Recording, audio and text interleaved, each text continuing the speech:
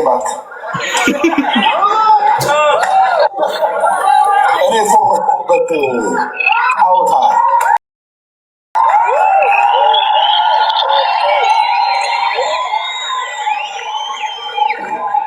እኔ ነጥብ የጣልኩበት ጫወታ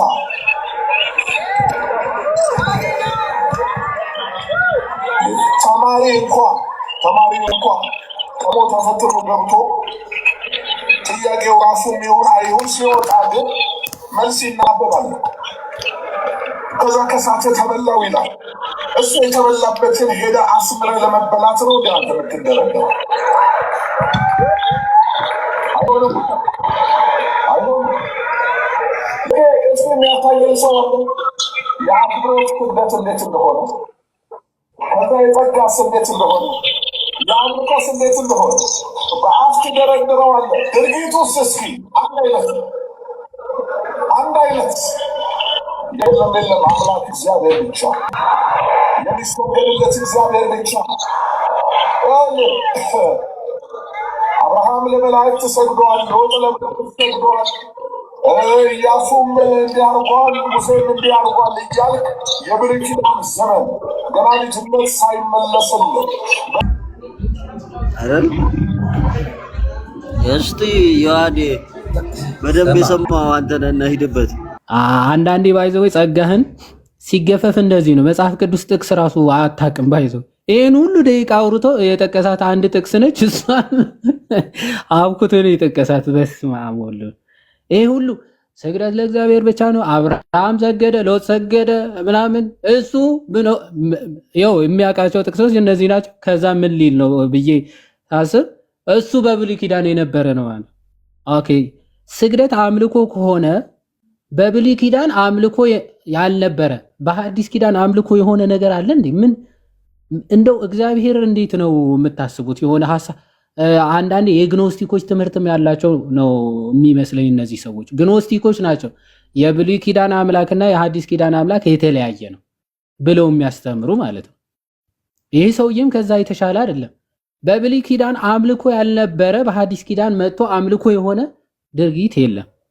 ኦኬ ለምሳሌ ሁልጊዜ ምን ጠቅሰው ጥቅስ አለ አይደለ? አንደኛ ዜና መዋዕል ምዕራፍ 29:20 ላይ ጉባኤው ሁሉ ለእግዚአብሔር እና ለንጉሱ ምን አሉ ነው የሚለው? ሰገዱ አይደለም የሚለው።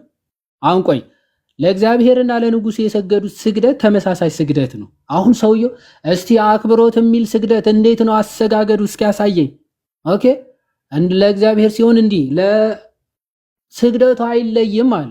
አዎ ስግደቱ ማለት የምታደርገው አክሽን ላይለይ ይችላል፣ ግን ኢንቴንሽን ወይም ደግሞ የልብ ሐሳብ ነው ሰውን አመለከ ወይም ደግሞ አላመለከ የሚያስብለው ማለት ነው። ኦኬ በልቡ ያለው ሐሳብ አንድ አካል አመለከ ወይም አላመለከም ያስብለው። አለሁኛ ይሰማል ድምጼ? አዎ አለ። ስለዚህ የእስራኤላውያን በሙሉ ለዳዊትም ለእግዚአብሔርም ሲሰግዱ ለዳዊት አምላክነ ፈጣሪያችን ነህ እያሉ ሰግደውለት አይደለም።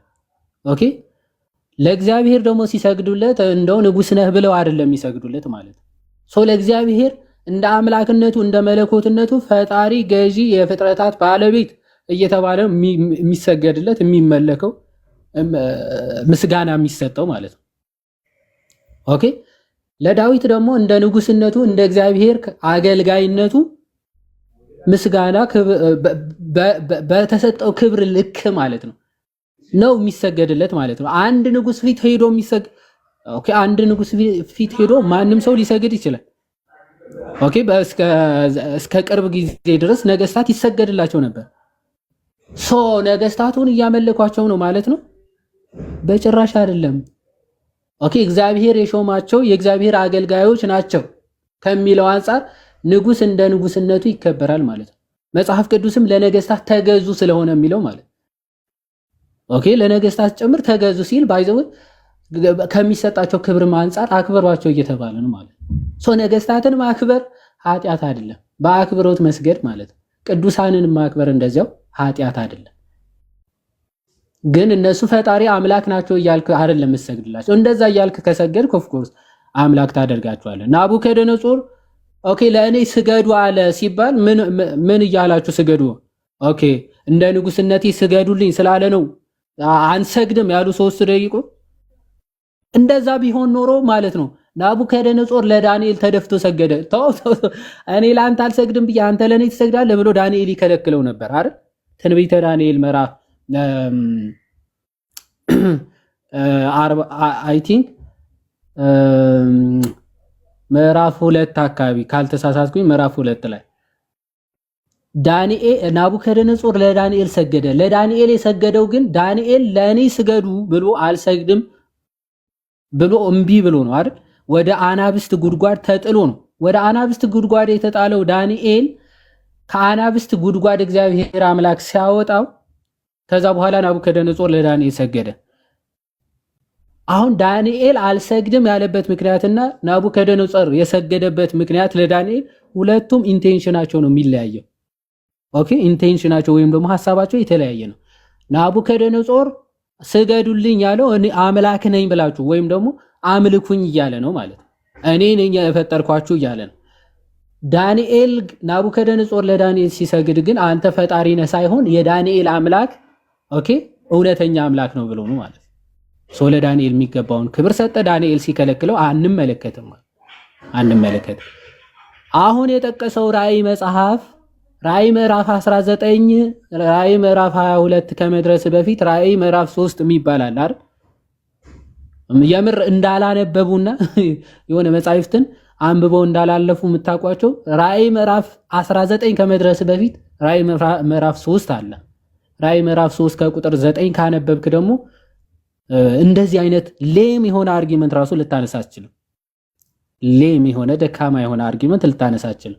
ምክንያቱም ራእይ ምዕራፍ 3 ከቁጥር 9 ራሱ ክርስቶስ አይሁድ ሳይሆኑ እኛ ማለት አይሁዳውያንን ከሚሉክ አንዳንዶች ለአንተ ምን አድርጌ ከእግሮች በታች እንዲሰግዱ አደርጋቸዋለሁ ብሎ ክርስቶስ ለቤተ ክርስቲያኒቱ አለቃ ይናገራል። ክርስቶስ ለቤተ ክርስቲያኒቱ መልአክ አንዳንዶች አይሁድ ሳይሆኑ አይሁድ ነን ከሚሉ ከሰይጣን ማህበርተኞች ለአንተ ከእግር በታች ኦኬ ተደፍተው እንዲሰግዱ አደርጋቸዋለሁ አለ ክርስቶስ።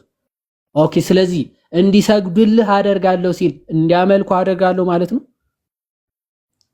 እንዲሰግዱልህ አደርጋለሁ ማለት እንዲያመልኩ አደርጋለሁ ማለት አይደለም። ሲቀጥል በግሪኩ ላትሪያና ዱሊዮ የሚባል የስግደት አይነቶች አሉ አይደል? ላትሪያ የሚለው ብዙ ጊዜ ወይም ደግሞ አብዛኛው ጊዜ ለአምልኮ ስግደት ይጠቀማል። ዱሊያ ወይም ደግሞ ዱሎስ የሚባለው አይነት ደግሞ ለክብር ኦኬ ለቅዱሳን ለመላእክት እንደየክብራቸው የሚሰገደው አይነት ስግደት ነው። ግሪኩ በተወሰነ መልኩ ስለሚለያየው ማለት የኛም የጸጋ የአክብሮት የአምልኮ ተብሎ ይለያያል ማለት ነው። የጸጋ ማለት ቅዱሳን በመሆናቸው ኦኬ የእግዚአብሔር ቅዱሳን ጻድቃን በመሆናቸው የሚሰጣቸው ስግደት ማለት ነው። የአክብሮት ደግሞ ከእድሜ አንጻር ሊሆን ይችላል፣ ከስልጣን አንጻር ሊሆን ይችላል ማለት ነው። አክብሮት ሲባል ከዛ አንጻር ነው። በእድሜ በስልጣን በደረጃ ለሚደረገው ስግደት ማለት የአክብሮት። የጸጋ ደግሞ እግዚአብሔር አምላክ በሰጣቸው ጸጋ በሰጣቸው ቅድስና ልክ የሚሰገድላቸው ስግደት ነው። የአምልኮ ከተባለ ደግሞ ለእግዚአብሔር አምላክ የሚሰጥ ስግደት ነው። ያ እግዚአብሔር አምላክም ከሱ ውጪ የማይደረግለት ከሱ ውጪ ልናደርገው የማንችለው ስግደት ነው ማለት ነው። ቤተክርስቲያናችን ይህን በደንብ ነጽራ ለይታ ከመጽሐፍ ቅዱስ አጣቅሳ ትገልጻለች ማለት ነው። ሐዋርያ ሥራ ምዕራፍ 16 ከቁጥር 29ም የወህኒ ቤቱ ጠባቂ ለጳውሎስና ለሲላስ እየሮጠ ሄዶ በግንባሩ ተደፋ ይላል። በጳውሎስና በሲላስ ፊት ማለት ነው። ይህ የወህኒ ቤት ጠባቂ በጳውሎስና በሲላስ ፊት እየሮጠ ሄዶ እየተንቀጠቀጠ በመፍራት በመንቀጥቀጥ ለጳውሎስና ለሲላስ ሲሰግድላቸው የሰገደላቸው የአምልኮ ስግደት አይደለም። የአምልኮ ቢሆን ልክ እንደዚህ ሊሰውላቸው ወደ ጳውሎስና ወደ በርናባስ ደግሞ አይ ቲንክ ሐዋርያት ሥራ ምዕራፍ 8 አካባቢ ነው ያለው። ሊሰውላቸው በወደዱ ጊዜ ከሰማይ የወረዱ መላእክት ናቸው ብለው ሊሰውላቸው ሲፈልጉ ልብሳቸውን ቀደዱ አይደለም የሚለው። ልብሳቸውን የቀደዱ ሳውል ወይም ጳውሎስና በርናባስ ጳውሎስና ሲላስ የወህኒ ቤቱ ጠባቂ ሲሰግድላቸው ግን ልብሳቸውን ቀደዱ፣ ተው እንዳታደርገው አሉት አልተባለም ማለት። ለምን ዓላማ እንደሰገደ በሚገባ ስለሚታወቅ ማለት። ለምን ዓላማ እየሰገደ እንደሆነ በሚገባ ስለሚታወቅ ይህ መጽሐፍ ቅዱስ ላይ ያለ እውነታ ነው። የዮሐንስ ራእይ ላይ የተነሳው እሱን ላንተና በተወሰነ መልኩ ወንድሞች የሚጨምሩበትን ይጨምራሉ። የዮሐንስ ራእይ ምዕራፍ 19 ከቁጥር 10 22ም ላይ አለ በድጋሚ ማለት ነው። ዮሐንስ ምዕራፍ 19 ላይ እንዳታደርገው ተጠንቀቅ ተብሎ እንዳታደርገው ተጠንቀቅ ተብሎ ምዕራፍ 22 ላይ ደገሞ ከተባለ የመልአኩ ቃል ራሱ እየሰማ አይደለም ያስብላል አይደል? የመልአኩ ቃል ራሱ አይሰማም ወይም ደግሞ የሚነገረውን ቃል ራሱ አይቀበልም ያስብላል ማለት ነው። ዮሐንስ ራሱ ግን ይሄንን ፈጽሞ ለነባቤ መለኮት ፍቁረ እግዚ ቁጽረ ገጽ ለቅዱስ ዮሐንስ የሚገባ በጭራሽ አይደለም። ነገረ መለኮትን የቃል ቀዳማዊነትን የተገለጠለት ረቂቁን ምስጢር የጻፈውን ዮሐንስ ለእግዚአብሔር የሚገባውን የአምልኮ ስግደት ለመልአክ ሰጠ። ወይም ደግሞ እንደዚህ አይነት ስህተቶች ሁለት ጊዜ ተሳሳተ ማለት ራሱ ነውር ነው የሚሆነው ማለት ነው።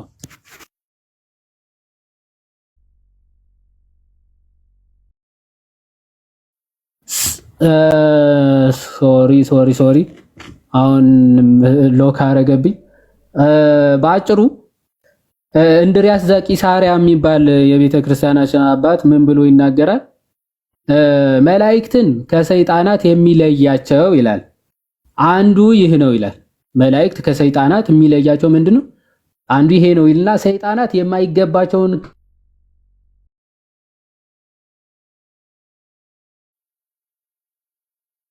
ክብር ሁሉ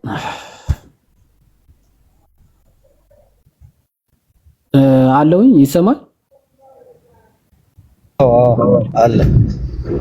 በጣም ይቅርታ እችን ብቻ ተናግሬ እጨርሳለሁ። እንድሪያስ ዘቂሳርያ ምን ብሎ ይናገራል? መላእክትን ከሰይጣናት የሚለያቸው አንዱ ባህሪያቸው አንዱ መለያቸው ይህ ነው ይልና ሰይጣናት የማይገባቸውን ክብር ራሱ በትዕቢት የሚቀበሉ ናቸው። ሳይገባቸው ራሱ አምላክ ናችሁ ብትላቸው ራሱ ደስ ይላቸዋል። አሜን ብለው ነው ሲጀመር ራሳቸውም አምላክ ነን ብለው ጭምርም ስለሚናገሩ አጋንንት ሰይጣኖች ማለት ነው። መላእክት ደግሞ በአንጻሩ መላእክት ግን የሚገባቸውን እንኳን ቢሆን ስለ ትህትና ይተዋሉ ይላል። የሚገባቸውን ክብር ራሱ ቢሆን ስለ ትህትና አይገባንም ይላሉ ማለት ነው። ኦኬ አይገባንም። ለምሳሌ አንድ ሰው ትልቅ ሰው ሲመጣ ብድግ ብሎ ሲነሳ አይገባም ይላል አይደል? አይገባም ይላል። አይገባኝም ማለት ሲጀመር ትክክል አይደል ማለት ማድረግ አልነበረብም እንደው ጭራሽ ስህተት ነህ እያሉን አይደለም። አይ በቃ ይሄ ክብር አትስጠኝ አይገባም ብሎ እየተናገረው ከትህትና አንጻር ማለት ነው። ልክ መልአኩም ምንድነው የሚገባቸውም እንኳን ክብሩ ቢሆን ስግደቱ የሚገባቸው እንኳን ቢሆን በትህትና የሚገባቸውን ክብር ራሱ ይተዋሉ ይልና ክብርንም ሁሉ ለጌታቸው ይሰጣሉ በማለት መልአኩ ይህን የተናገረው በትህትናና ቅዱስ ዮሐንስን ስለማክበር መሆኑን ይናገራል። ይህንን የተናገረው መልአኩ ስለምንድን ነው? ስለ ትህትና ነው ማለት ነው። የዮሐንስ ክብር ነባቤ መለኮት ነው። እግዚአብሔርን እጅጉን የሚወደው ክርስቶስ ራሱ እጅግ የወደው የነበረ ደቀ መዝሙር የተባለ ነው። የሰማያዊን ምስጢር የተገለጠለት ነው። ፕላስ ደግሞ በንጽህናው ጭምር የተመሰከረለት ነው ዮሐንስ ማለት በድንግልናው ጭምር የተመሰከረለት ነው ዮሐንስ። ይሄን ሁሉ ክብር የያዘ ስለሆነ ከዛ አንጻር መልአኩ አይገባኝም አለ እንጂ ጭራሽ ለመላእክት ስግደት አይገባም እያለ አይደለም። ምክንያቱ ዮሐንስ ራእይ ምዕራፍ 22ም ሲደግሙ ስለምንመለከት ስህተት ቢሆን ሁለቴ ተሳሳተ ያስብላል። ሁለቴ ስቷል ያስብላል ማለት ነው። ከዛ አንጻር የምንመለከተው ነው። ያ እግዚአብሔር ይስጥልህ።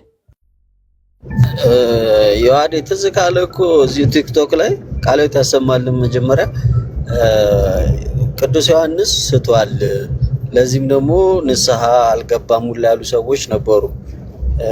ስግደቱ ያምልኮ ነው ብለው አንስተው ማለት ነው። ታስታውሰዋለህ አይደል? ያን ጊዜ ያ እንደዛ እንደዛ ብለው ነበር የሆነ ሰዓት የሆነ ጊዜ። አሁን እንዴ ምን ያላሉት ነገር አለ? ያ አክቹአሊ እንደዛ ያ ዋናው ነገር ግን ኮንሴፕቱ መረዳት ያለብን አሁን የሆኑ ጥቅሶች የሆነች አንድ ጥቅስ ይዘው በራሳቸው መረዳት የሚፈቱ በጣም አስቸጋሪ ሰዎች አሉ። ማለት በቃችን ጥቅስ ይዙና በቃ ጭራሽ ስግደት ራሱ አያስፈልግም የሚሉ ማለት ነው። ጭራሽ ስግደት ራሱ አያስፈልግም። ይሄንን ከኢንታየር መጽሐፍ ቅዱስ ጋር በጣም የሚጋጭ ነው ማለት አንድ እግዚአብሔር ኢንኮንሲስተንስ ያደርጉታል ወይም ደግሞ የሆነ ሰዓት ሐሳቡ ለወጥ ስብሐትና ሐሳቡን የሚቀይር ማለት ነው። ልክ እንደ አላህ የሆነ ሰዓት ስግደት ኖርማል ነበረ ማለት እንደውም ስገዱ ብሎ አዞ ነበረ። ታስታውሱ ከሆነ ቁርአን ላይ ሱረቱል በቀራ ምን ብሎ ለመላእክት እንደው መላእክቶች ለአደም ስገዱላቸው ብሎ ተናግሮ ነበር። እንደው ለዮሴፍም ጭምር ዮሴፍም የምታውቁት ከሆነ ወንድሞቹ እንዲሰግዱለት ምናምን አድርጎ ነበረ። ያው ከመጽሐፍ ቅዱስ የተወሰደ ቢሆንም ታሪኩ ማለት የሆነ ሰዓት መሐመድ ሲመጣ አይ ሲጀመር ራሱ ስግደት እንደውም አምልኮ ነው ሁሉም ስግደት ብሎ መጣ መሐመድ ማለት እኔ ከዛ በኋላ አይደለ የመጡት ፕሮቴስታንቶች ከዚህ ከሐዲሱ የመሐመድን ትምህርት ጋማ አድርገው መጽሐፍ ቅዱስ ውስጥ ካልጨመረ ታይቶም አይታወቅ እኮ ነው። በአባቶች ታሪክ ተሰምቶም አይታወቅም።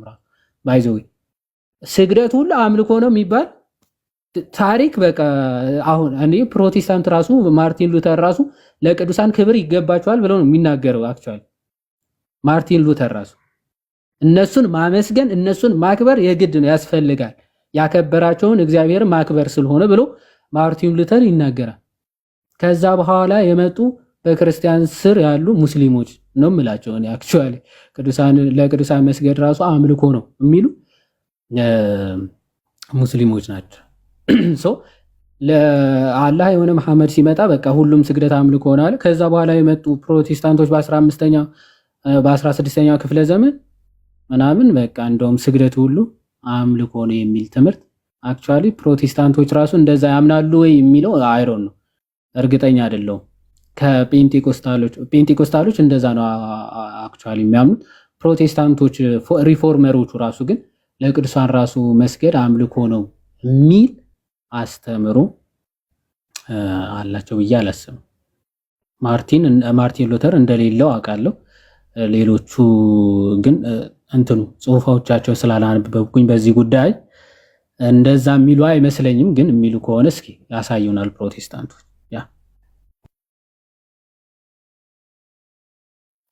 ቃል ያሰማልን። ዮሐዴ አንተሽ ሜም የሆነ እምነት አለ።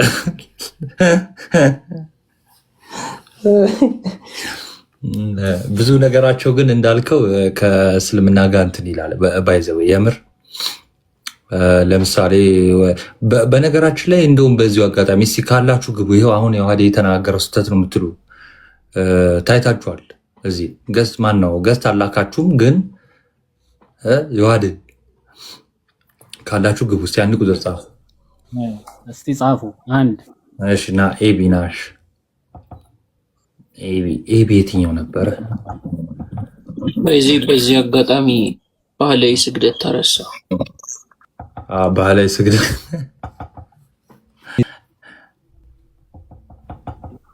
ባህላዊ ብሎ ነበር።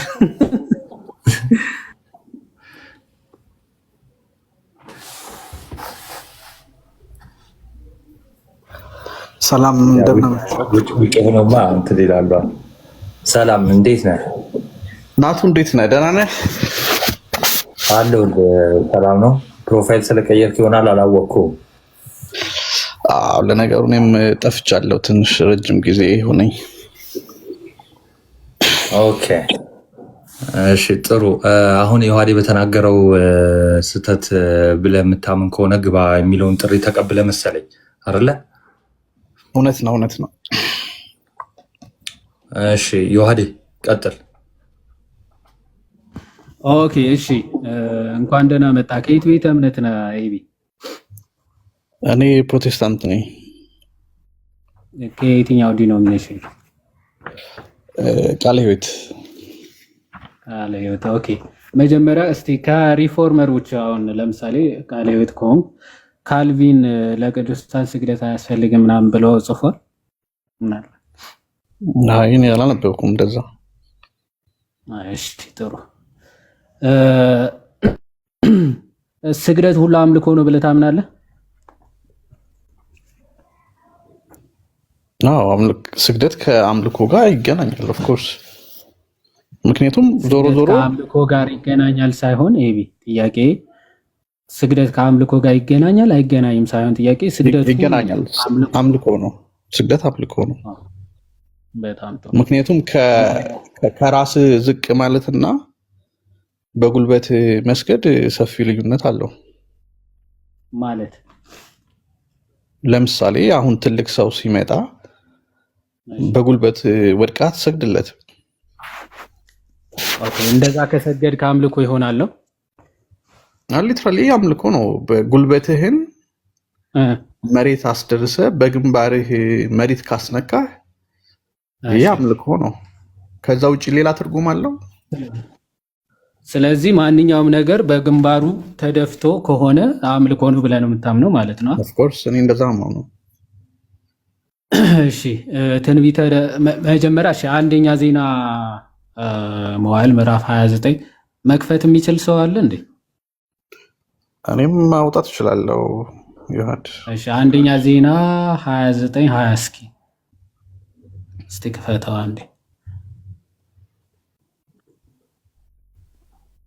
አሁን በግንባሩ በደንብ እንዳረሱ እሺ። በግንባሩ ወድቆ ከሰገደ አምልኮ ነው ብሏል። እንመጣበታለን። እሺ አንደኛ ዜና ይኸው እየከፈተ ስለሆነ እዚህ እኔም አክቹዋሊ እንትን እየከፈትኩኝ ነው። እሺ ትንሽ ጠጋ 20 ላይ አድርገው ቁጥሩ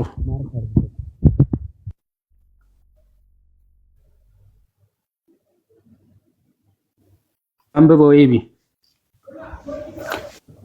ዳዊትም ጉባኤውን ሁሉ አምላካችሁን እግዚአብሔርን ባርኩ አላቸው።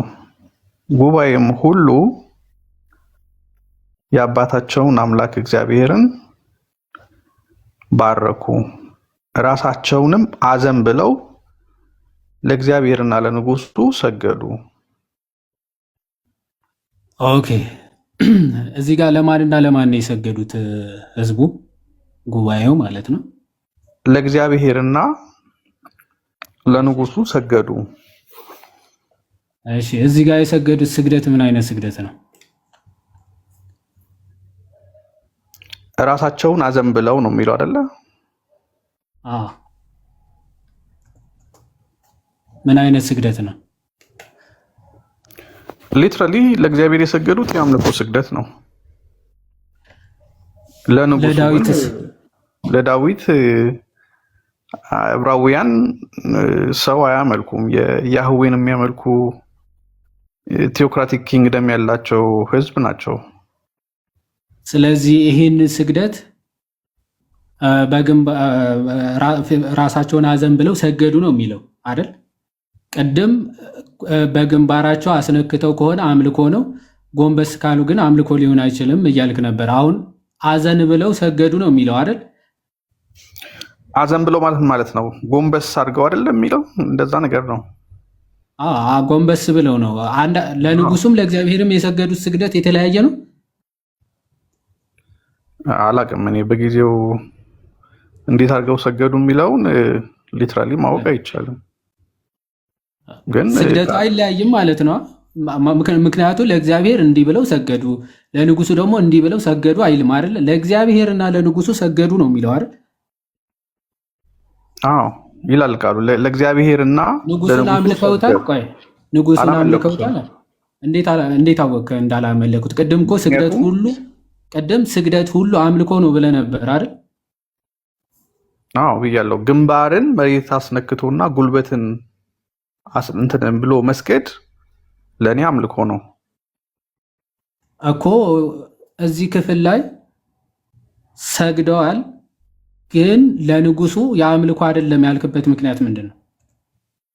ምክንያቱም ህዝቡ ያህዌን የሚያመልክ ህዝብ ነው። አምልኮ ስለዚህ አሰጋገዱ አይደለም ማለት ነው። አሰጋገዱ ማተር አያደርግም። ህዝቡ ምን አስቦ ነው የሰገደው የሚለው ማተር ያደርጋል ማለት ነው። አምልኮ ይሁን አይሁን ለማወቅ ኦፍ ኮርስ ባይ ዘ ዌይ የየሀገሩ ቅድም ታዲያ ስግደት ሁሉ አምልኮ ነው የሚለው ከየት ነው ያመጣው ታዲያ? ለምንድነው ስግደት ሁሉ አምልኮ ነው? ስግደት ለእኔ አምልኮ ነው። ግን ደግሞ እሱ አንተ የፈለግከውን ልትል ትችላለህ። ስለአንተ ገባኝ። ግን ምንድነው መጽሐፍ ቅዱስ ቆንጽላውን አናወጣውም አይደለ? አውዱን ማየት አለብን። አውዱን እና ለምንድን የሰገዱት? ለንጉሱ አምልኮ ነው አይደለም?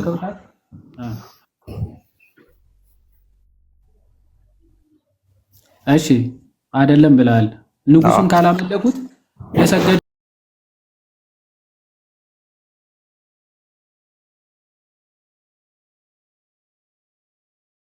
አይደለም። እንዴት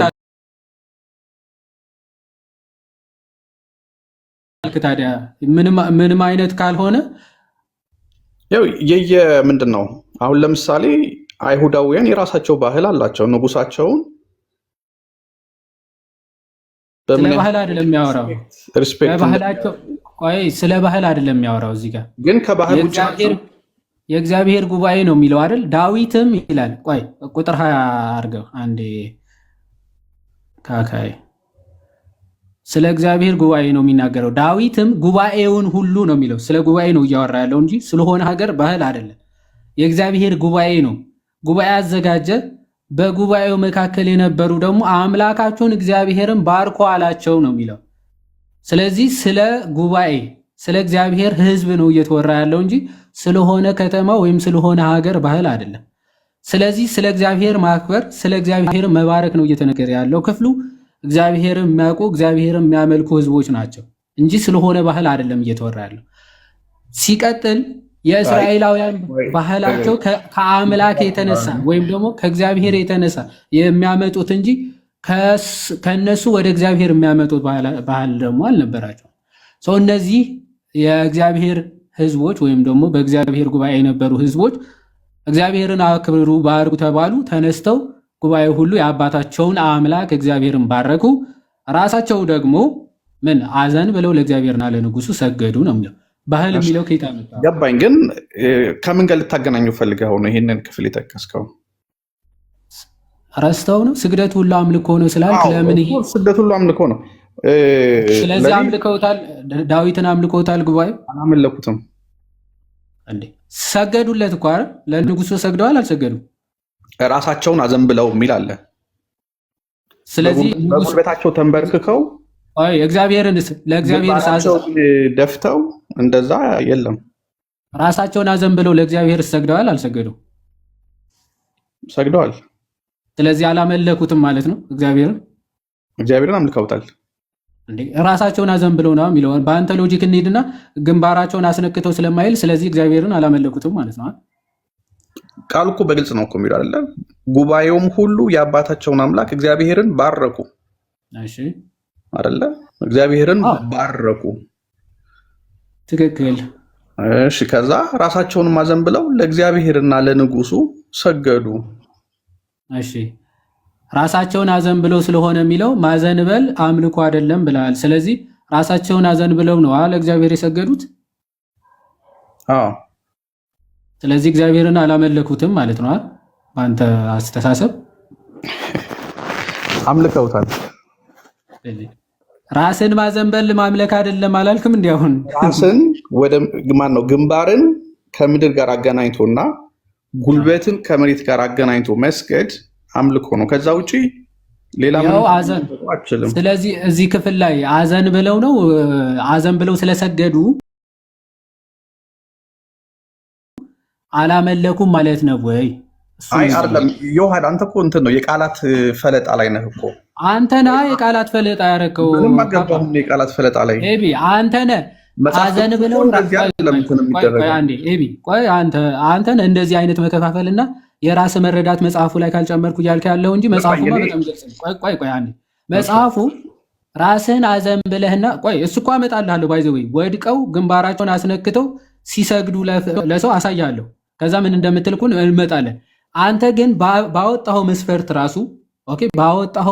ራሱ ራሳቸውን ካዘነበሉ አምልኮ አይሆንም አልክና ግንባራቸውን አስነክተው መሬት ከሰገዱ ግን አምልኮ ይሆናል አልክ። ስለዚህ እዚህ ክፍል ላይ እንግዲህ መሬት አስነክተው ግንባራቸውን አስነክተው ሰገዱ አይደለም የሚለው በአንተ አነጋገር። ስለዚህ አዘን ብለው ራሳቸውን አዘን ብለው እንጂ መሬት ወድቀው ወይም መሬት አስነክተው ስለማይል የአምልኮ አይደለም ብለሃል አይደል? ልክ ነህ?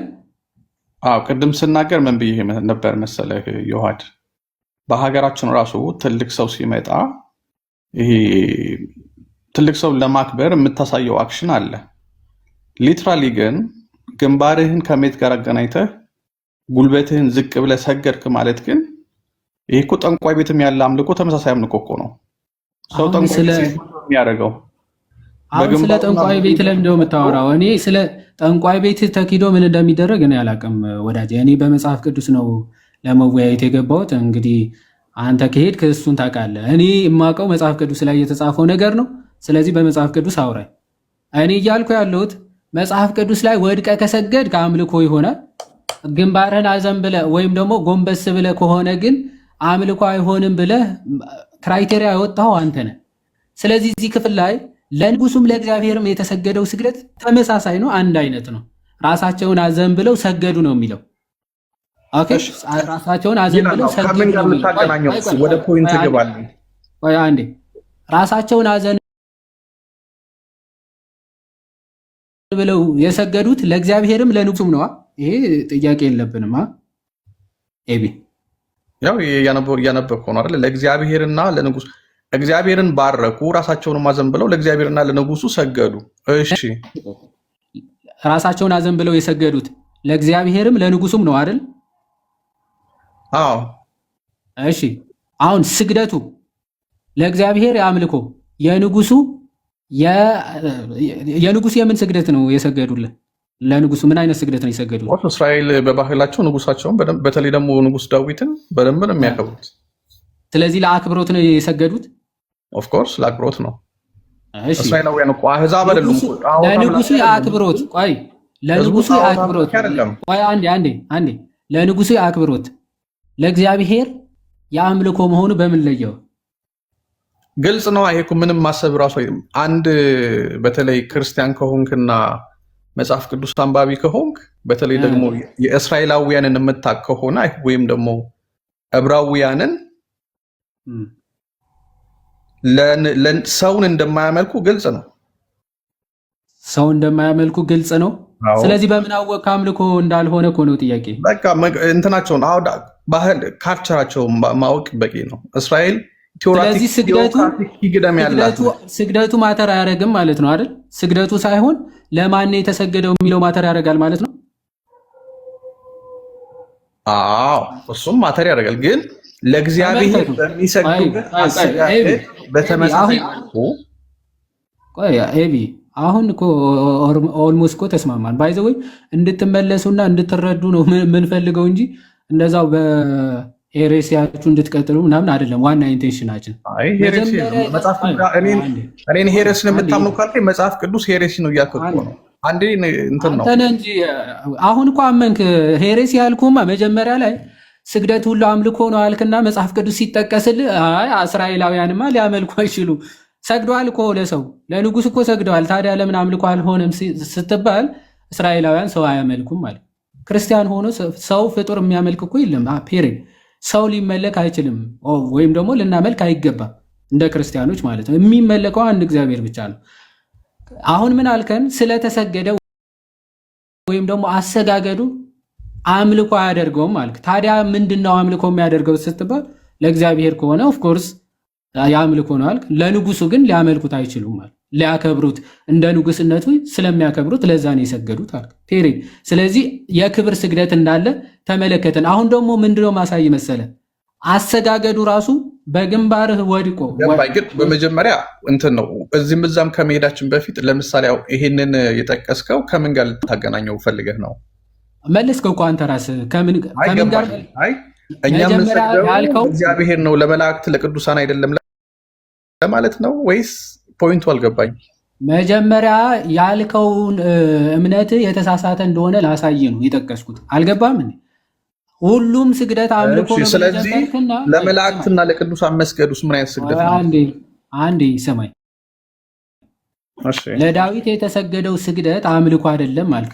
ስለዚህ በአፍህ መጀመሪያ ማለት ዝም ብለህ በህሊና የሳልከውን የራስህ አስተምሮ ከመጽሐፍ ቅዱስ ሳይሆን በራስህ አስተምሮ የገነባውን ትምህርት በራስህ አፈረስክ ማለት በራስህ አይደለም፣ አክቹዋሊ በመጽሐፍ ቅዱስ ፈረሰ ማለት ነው። ስለዚህ ስግደት ሁሉ አምልኮ እንዳልሆነ ተረዳ፣ ተገነዘብክ ማለት ግልጽ ነው። እሺ እኔ ደግሞ መጠየቅ እችላለሁ ዮሐድ? ቆይ አሁን ደግሞ ቆይ ወድቆ ለሰገደ ስላልክ እሱን እናጥራውና ከዛ ትጠይቅ። ሌላ ጥቅስ ላይ ሳንሄድ ከዚሁ ጋር ቆይ እንጂ ቀደም ስትናገረው የነበረውን እኮ ነው። የምን ሌላ ጥቅስ ነው? ሌላ ጥቅስ እኮ አይደለም። ቅድም ወድቆ ከሰገደ ኦኬ፣ ምንድነው ያልኩት? ግንባሩን ከመሬት ጋር አገናኝቶና ጉልበቱን ከመሬት ጋር አገናኝቶ ከሰገደ አንድ ሰው ሊትራሊ አምልኮ ነው። እስቲ ይህን መስፈርት ከየት ነው ያመጣው? እስኪ ማስረጃ ስጠን መጀመሪያ። መጽሐፍ ቅዱስ የተለያየ ቦታ ስግደት ለእግዚአብሔር ነው አይደል የሚለው? አሁን ያወጣኸውን መስፈርት ግንባሩን እና እግሩን ጉልበቱን አስነክቶ ከሆነ አምልኮ ነው የሚለው ከየት አመጣው? ሌላ ለመስገድ ሌላ እንትን አለው፣ ሌላ ትርጓሜ ያለው አምጣ። ይኸው አሁን እኮ አሳየው፣ ሰገዱ ይላል እዚህ ጋር። ምንድነው ሌላ ትርጓሜ ያለው? ይኸው አሳየው እኮ አሁን ይሄ እያሳየው ነው። የራስ ሐሳብማ የፈለከውን ማውራት ትችላለህ። አሁን እኛ ክርስቲያኖች እንደመሆናችን በመጽሐፍ ቅዱስ ነው የመጽሐፍ ቅዱስ ሐሳብ ነው የሚቀበለው። አሁን አንተ አንብብልኝ እናቱ። እሺ ዘጸአት 24 እሺ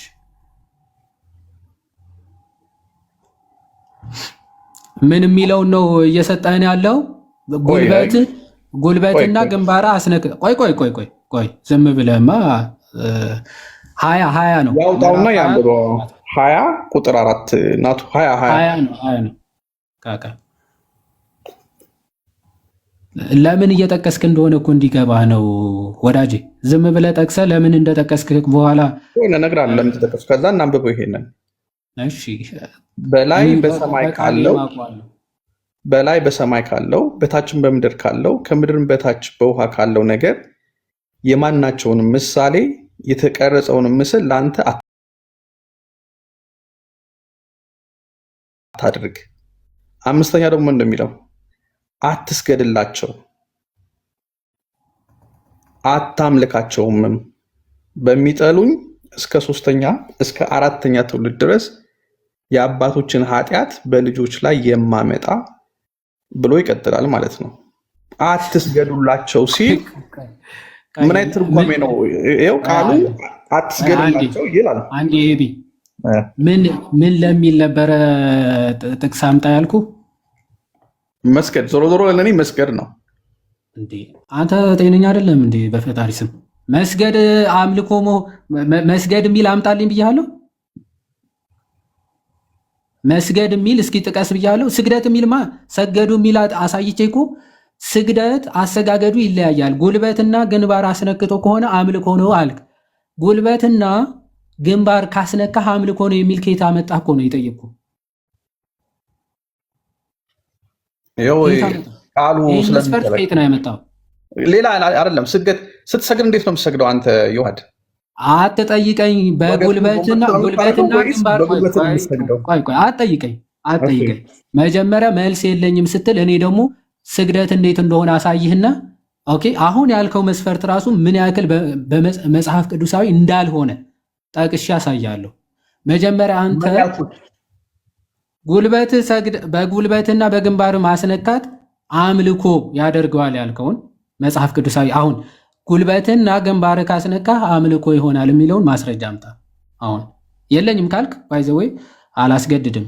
ጥቅስ ካለ ምን የሚለው እንዴ አምልኮ የሚሆነው በጉልበትህና በግንባርህ ስታስነካ ነው አልከን እኮ። ቅድም ለእኔ ብዬሃለሁ እኮ። የራስህ ሀሳብ ነው እንዴ? አይ ለእኔ እንደዛ ነው፣ እንደ አምልኮ ነው የምወስደው ብዬሃለሁ ዮሐንስ።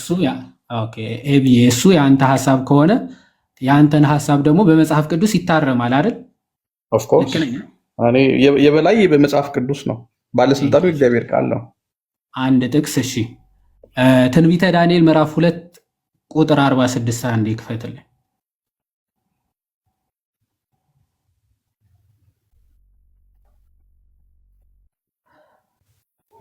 ቁጥር 46 አካባቢ። እሺ እስቲ አንብበው። ትንቢተ ዳንኤል ምዕራፍ 2 46 ላይ ኤቢ የዚያን ጊዜም ንጉሱ ናቡከደነጾር በግንባሩ ተደፍቶ ለዳንኤል ሰገደለት፣ የእህሉንም ቁርባን ዕጣኑንም ያቀርቡለት ዘንድ አዘዘ። ንጉሱም ዳንኤልን ይህን ይበቃል። ቆይ አንዴ ላንብበው። ንጉሱም ዳንኤልን ይህን ምስጢር ትገልጥ ዘንድ ተችሎሃልና በእውነት አምላካችሁ የአማልክት አምላክ የነገስታትም ጌታ ምስጢርን ገለጠ ብሎ ተናገረ ይላል።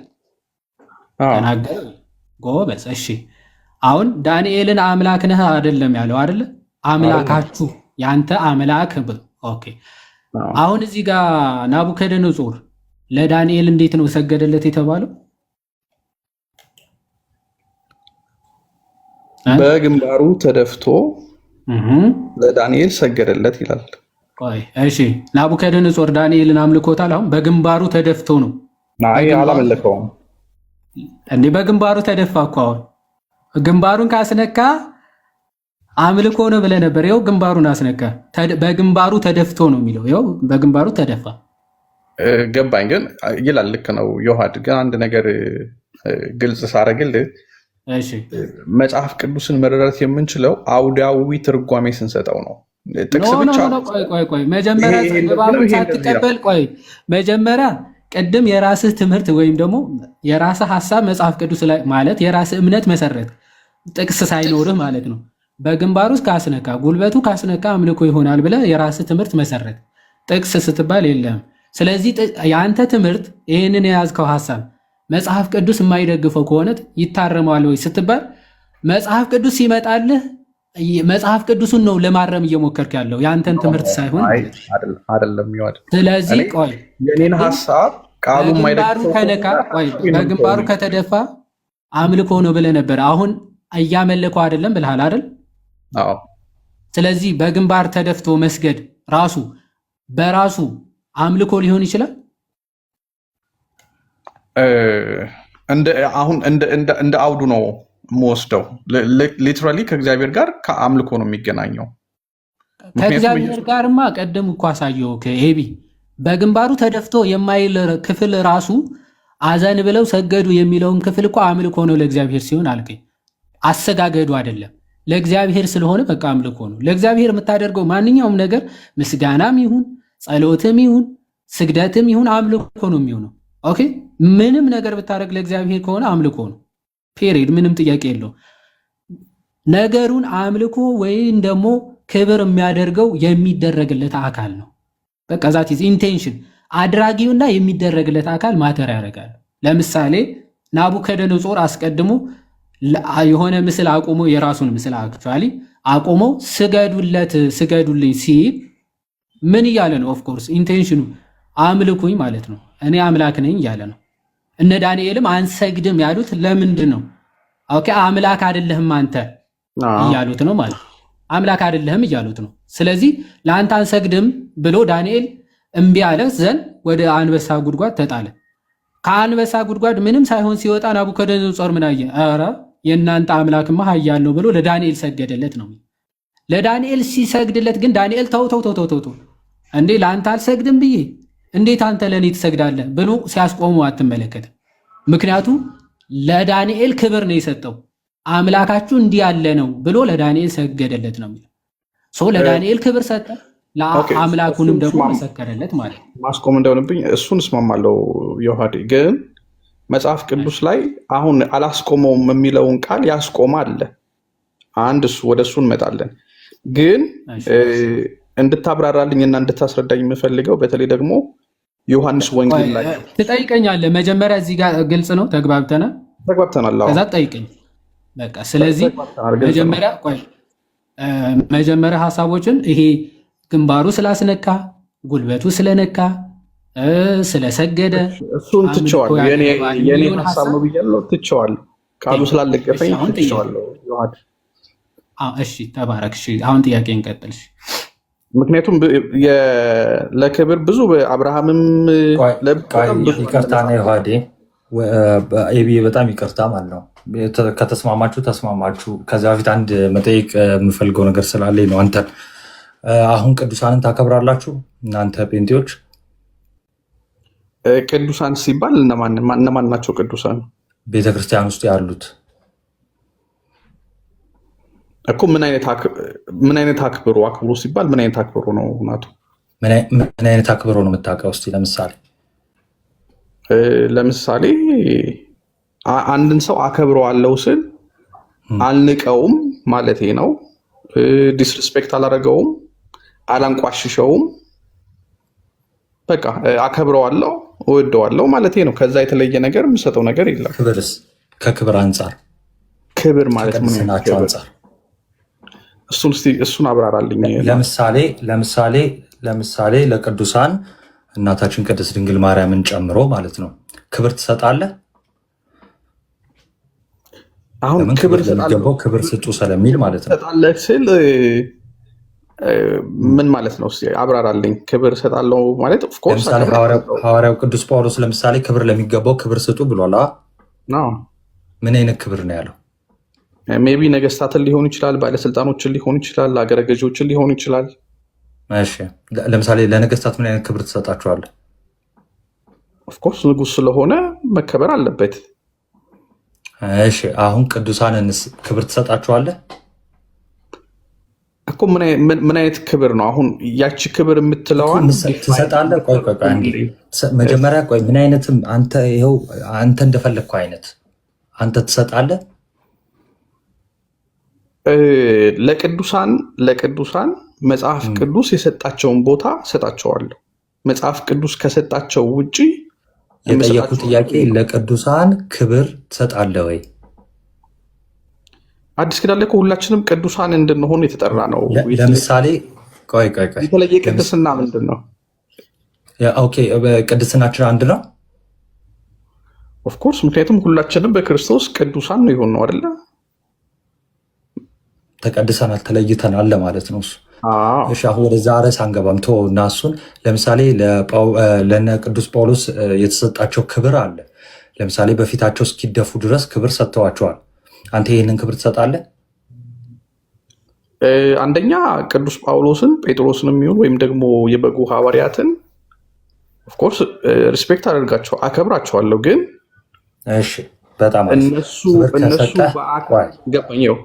ላብራራለህ ሀሳቤን። እነሱ በሌሉበት ለነሱ ብዬ ግን የማደርገው የተለየ ነገር የለም። እሺ ክብር ትሰጣለህ? አሁን እሰጣለሁ ብለህ ነበር አይደለ? አሁን ትሰጣለህ አይደለ? ታከብራቸዋለህ? ኦፍኮርስ አከብራቸዋለሁ። እሺ በምን መልክ ነው የምትገልጸው ክብርህን? የምትሰጠውን ክብር የተለየ ነገር የማደርገው ነገር የለም። ለምሳሌ ትልቁ ላይ ላርግህና ለምሳሌ ይኸው ለቅዱስ ጳውሎስ እስቲ ያለህን ክብር እንዴት ነው የምትገልጹ? በእናንተ ቤተ እምነት እንዴት ነው የምትገልጹት? እንዴት ነው የምታሳዩት? አሁን መጽሐፍ ቅዱስ ራሱ እንደሚለው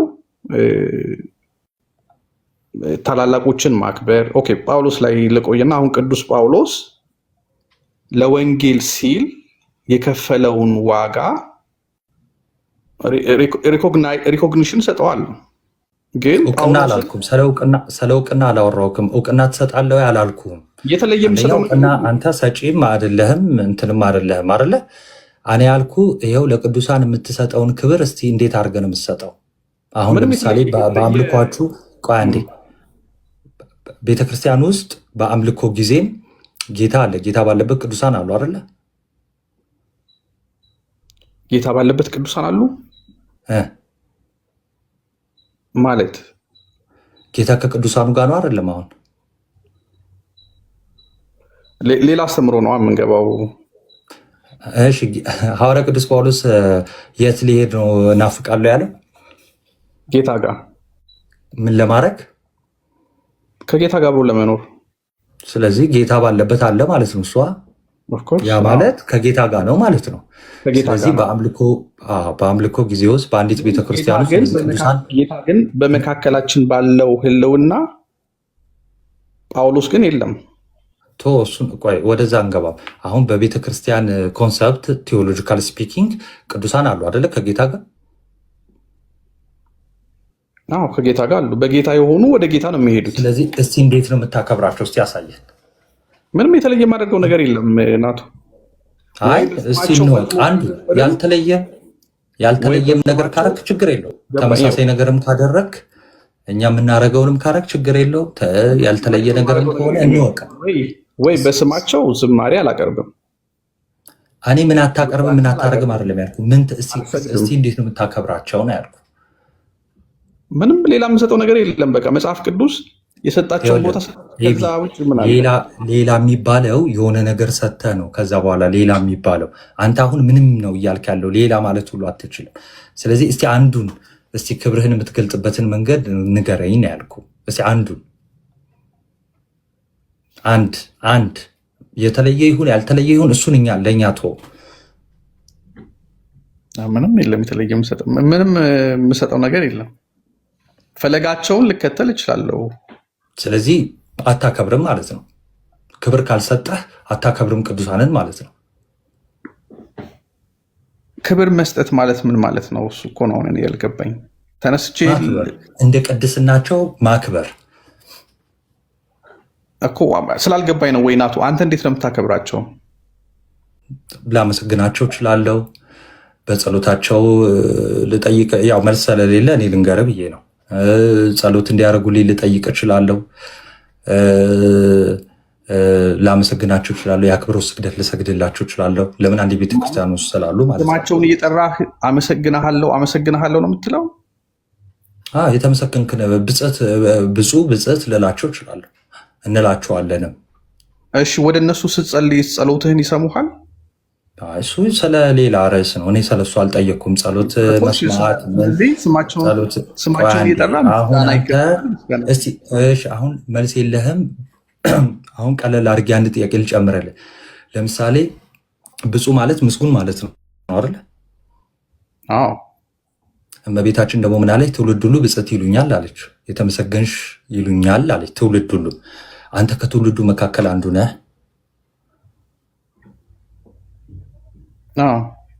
እንዴት ነው የተመሰገንሽ ነሽ የምትላት? አሁንም ምንም የማደርገው ነገር የለኝም የተለየ ነገር። ስለዚህ መጽሐፍ ቅዱስ ያለው ትውልድ ውስጥ አይደለም አንተ ማለት ነው። ምክንያቱም ጽድቅን የሚራቡ ብፁዓን ናቸው የሚል ቃል አለ አይደለ? እሱ ሌላ ነው። ተመሳሳይ ነው። ብፅዕና ቃሉ አንድ አይነት ትርጓሜ ነው። ጽድቅን የሚራቡ የተባሉት ሌላ ነው፣ እሱን አይደለም።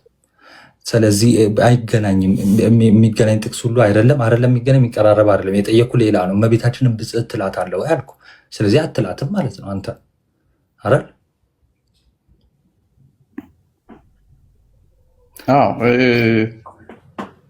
ቃል አውጥቼ ምንድነው? ምንም የምሰጠው ነገር የለኝም።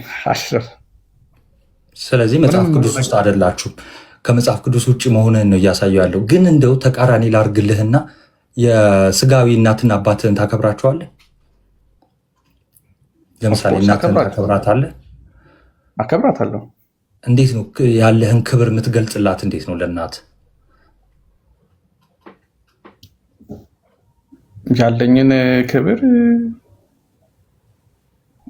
ባለመናቅ፣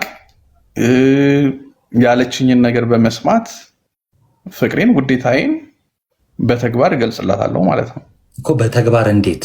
ተግባሩን የሚታይ ተግባር እስቲ ያሳየን። የሚታይ እኔ እንዳየው ወይም ስራ ያሉ ሰዎች እንዲያዩ ማለት ነው።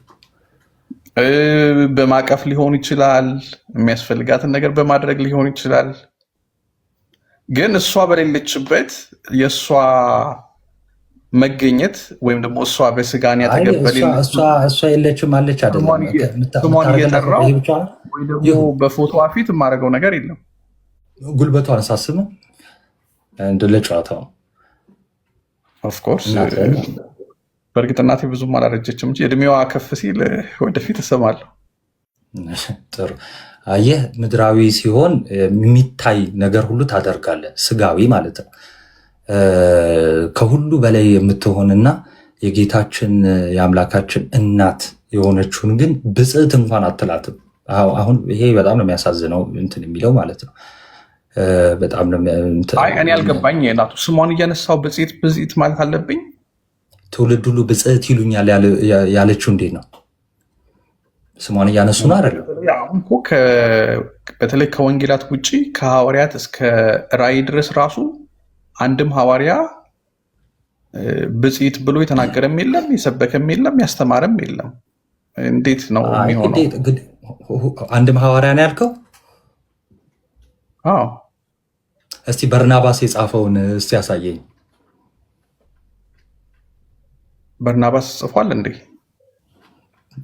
በርናባስ ያስተማረውን እሺ ንገረኝ።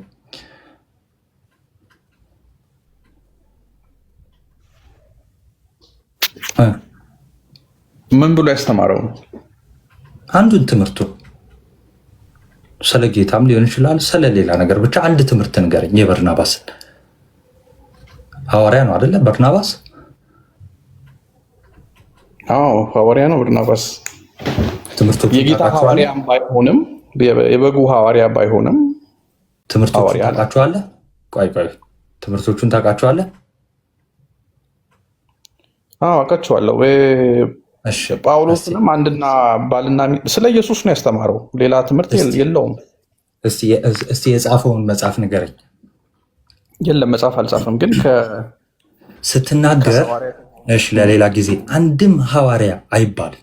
ሁሉም ሐዋርያት ጽፈዋል። አንዴ ሁሉም ሐዋርያት ጽፈዋል? ሁሉም አልጻፉም። በጣም ትንሽ በመጽሐፍ ቅዱስን የጻፉ ሰዎች በጣም ትንሽ ናቸው አይደለ? እነዛ ሁሉ ግን አልሰበኩም ማለት ነው። ሰብከዋል፣ ግን ያ ስብከት በቀር ስለሚተላለፍ ነው። አሁን ቃል ኤግዛክት ወርድ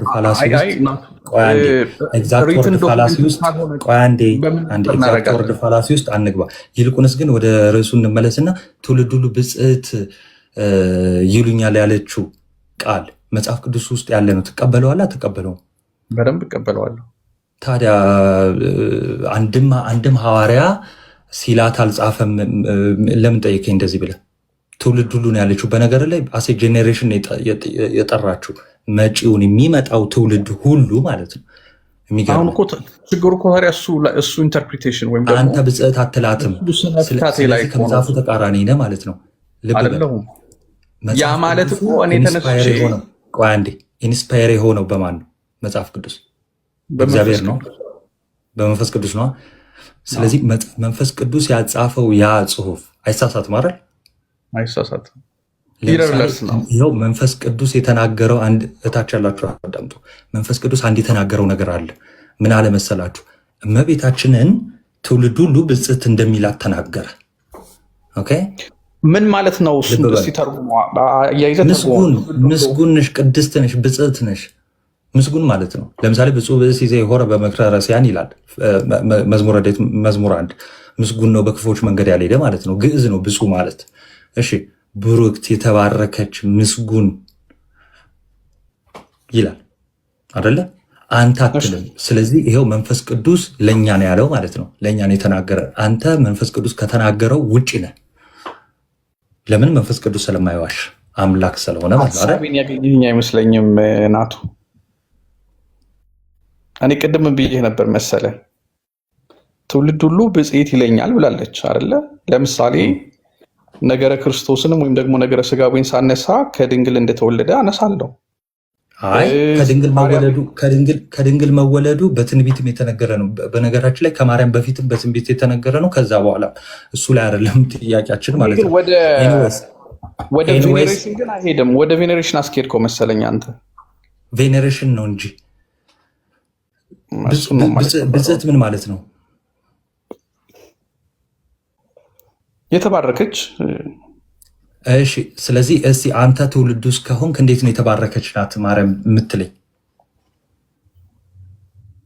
መጽሐፍ ቅዱስ ስለ ማርያም መጽሐፍ ቅዱስ ላይ ሲናገር መጽሐፍ ቅዱስ ትውልድ ሁሉ ብጽዕት ይሉኛል የሚል ቃል አለ ብዬ ነው የምነግርህ እንጂ አንተ ብጽዕት ናት አትልም። ፕራክቲካሊ ወደ አንተ አይወርድም ማለት ነው። ቃሉ ስለሚለው ማርያም ብጽዕት ነች። ግን ታሽተ አሁን ማርያም ብጽዕት ናት አንዴ ማርያም ብጽዕት ናት ስትል ቬኔሬት እያረካት ነው አይደለም? አይ አይደለም። ልብ በሉ፣ ማርያም ብጽዕት ናት ሲል ቬኔሬት እያረጋት አይደለም። ቬኔሬት ምን ማድረግ ነው? ምን ማለት ነው ቬኔሬት ማለት? የተለያየ ትርጉም አለው። አንዱ ከአምልኮ ጋር የሚገናኝ ነው። እስቲ ንገረኝ። ከአምልኮ ጋር የሚገናኘውን ምን ላይ ላውጣል? ማለት ምን ላይ ላውጣል? ትርጉምህን ነው። ኦኬ፣ አያይዤ ልንገርህ። ቬኔሬት የሚለውን ቃል ነው የምልህ። እሺ፣ ትርጓሜው ማየት እንችላለን። አንደኛው ሾዊንግ ሃነር ኤንድ ሪስፔክት የሚለው ከሆነ እሱን እቀበለዋለሁ። ወርሺፒንግ የሚለውን ግን አልቀበለውም። ወርሺፒንግ ባይ ዘ ዌይ ለዳዊት የተሰገደው ስግደትም ወርሺፒንግ ይባላል። ለምሳሌ ወርሺፕ የሚል ይገባለታል።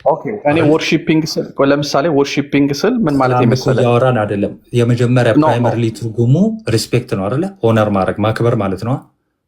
ሾዊንግ ሃነር ኤንድ ሪስፔክት እኮ ቬኔሬት ማለት ማክበር ማለት ነው አይደለም? ቬኔሬት ማለት ከአምልኮም ጋር ኦፍ ኮርስ ይገናኛል። ስለ አምልኮ አላወራሁም። ቬኔሬት ማለት ማክበር ነው አይደለም? ነው ሾዊንግ ሃነር ኤንድ ሪስፔክት። እሺ፣ አንተ ይኸው እመቤታችን ብጽዕት ነች ስትል እያከበርካት ነው አይደለም? እሺ፣ እያከበርኳት ነው። ስለዚህ ቬኔሬት እያረካት ነው ማለት ነው።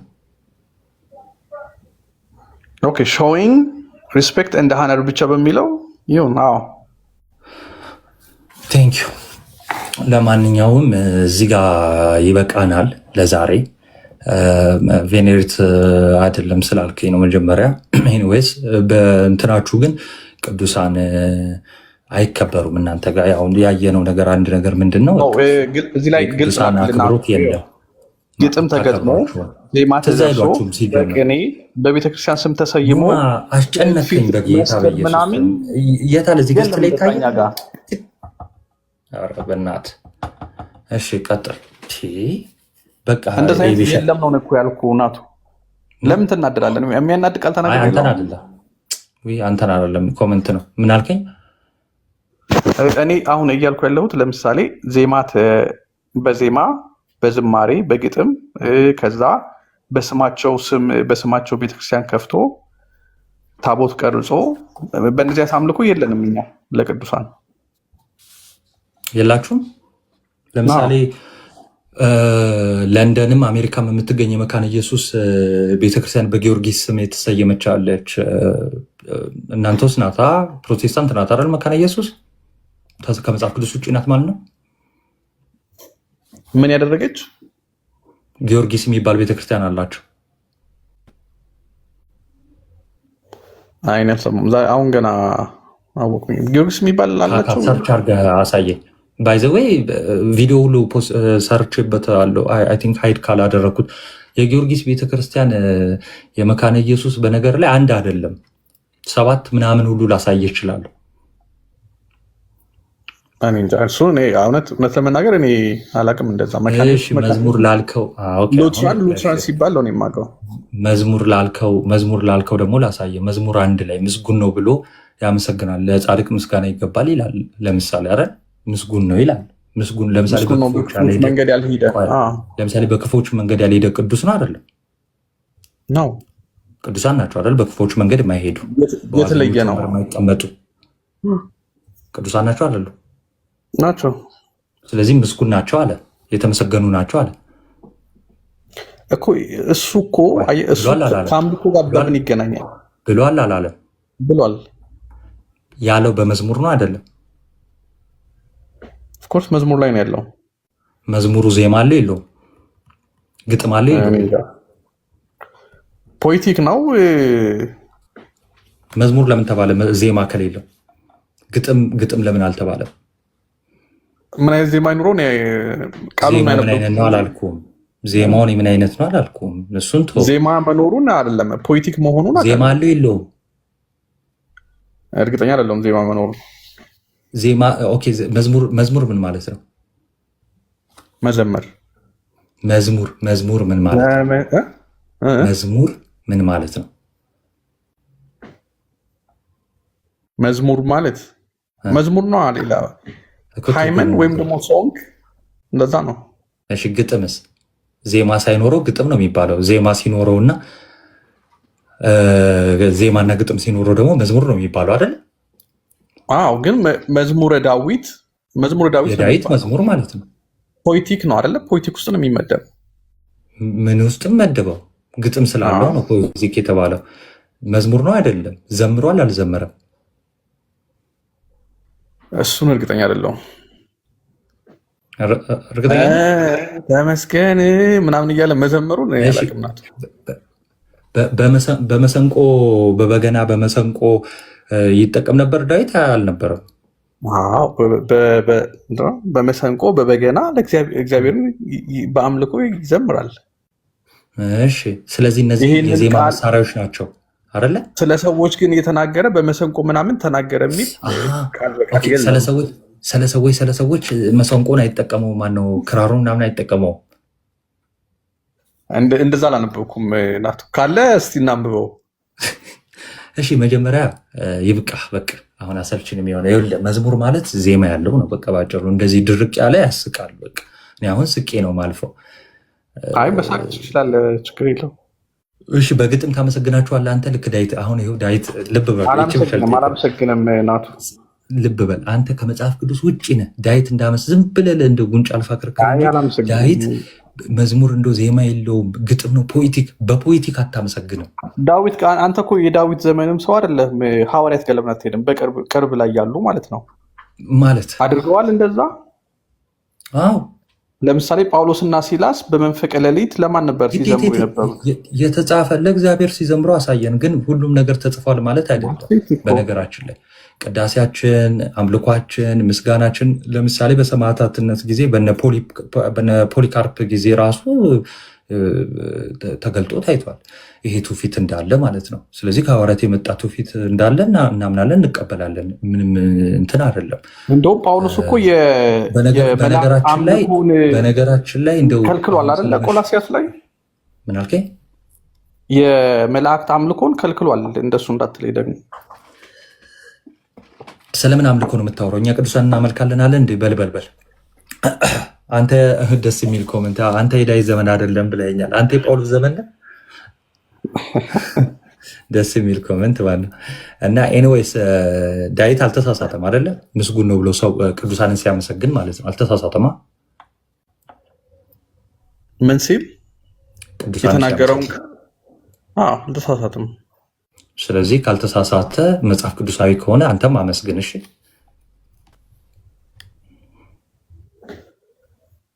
የለም እኔ አመስግን የሚል እንደ ኮማንድ ወይም ደግሞ እንደ ኢንስትራክሽን የሚያዘኝ እግዚአብሔር ቃል የለም። ሳነብ ግን አነበዋለሁ። በቃ ዳዊትን አትቀበለውም፣ መዝሙረ ዳዊትን አትቀበለውም። ደህና ደር። ለዛሬ ይብቃ። ደህና ደሩ። ቴንክ ዩ